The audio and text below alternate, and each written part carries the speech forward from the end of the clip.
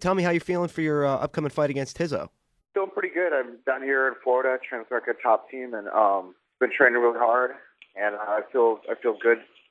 No injuries, and it's been a while since I fought, so just anxious to get back out there. As far as this time compared to the last time you fought Hizzo, what are there any major game plan changes that you've had? Well, last time I stood up with him the whole time. That didn't turn out so good. But I'm working with Howard Davis and guys on my stance, so all the fights start standing up. So the guy, nobody's ever submitted him and stuff, so I can't go in there counting on doing that stuff. He's obviously got a game plan to keep it up, and of course I'd love to be on the ground where I'm stronger. We got a couple little twists and stuff, and definitely close the gap on him and try to dictate the pace of the fight. I think is the main thing. Well, you're coming off what 1, 2, 3, 4, 5, 6, 7 wins in a row, so you're on you got a pretty good head of steam going. So are you going in at least moderately confident that you're going to show everybody what you're capable of? Well, every time I fight, I expect to win. So this is no different. I know he's a tough competitor. He's a good guy as well. He's a legend in my book. So it's kind of an honor to be able to fight him.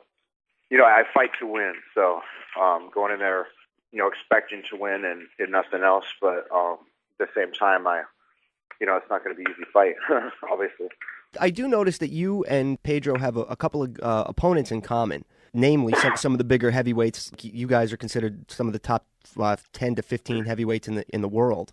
Right. You and Pedro have both fought against Josh Barnett, who I'm sure you're aware as of recently got pulled from the Affliction card against Fedor because he tested positive for some sort of performance enhancer or steroids or something.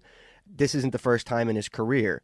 This is the second time where he got bounced from the UFC for that, as did Tim Sylvia, another guy that you happened to lose to.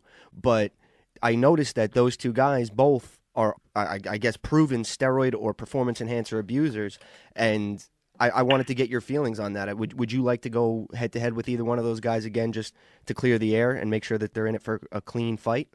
Well, how I feel about it, I guess, is, you got young guys coming up that don't have a lot of money, and they're working at gyms, or they got a part-time job and stuff, and they can't afford to go to GNC or whatever, and they spend $150 a month or more on supplements, on getting like whey protein and oxidized booster and this and that, like all these crazy things.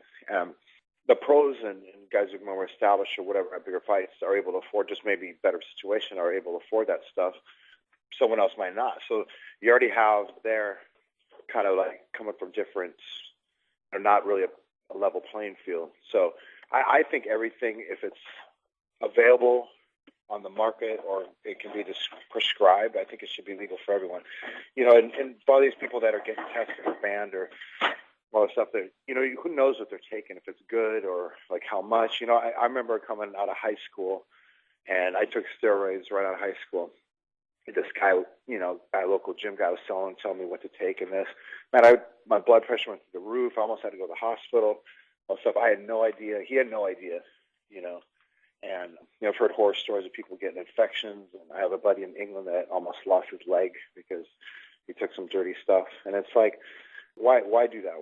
Why not just have it prescribed? I mean, everyone's on the fans demand performance. They want to see the best athletes performing at the best levels and crazy stuff. And with the training and people working hard, I mean, that's coming to a forefront as well. But the human body can only do so much. And these guys that are in the Olympics setting all these world records being set every day, swimming and track and this. You can't tell me those guys it's just by chance that the records are breaking. They're on stuff, and then they get off in time or whatever like that. But they have a doctor oversee it. They're not dying of steroid related things or having strokes or anything like that, or abusing it. I think the doctor should oversee it, basically what I'm saying, and should prescribe it. And then, everybody's on the same playing field. Everybody is going to be safe, and the fans are getting the optimal performance, and the athletes are staying safe themselves. There's too much money and too much everything like related to, like, especially in the UFC kind of events, with winning those events or being there. It's your whole life, and people take those chances. You know what I mean? And if you don't have a doctor overseeing it, it's just dangerous. So that's my opinion on that. So if it's regulated for recovery, you're not too against it. I think you'd be right. It's just, a perfect example is growth hormone.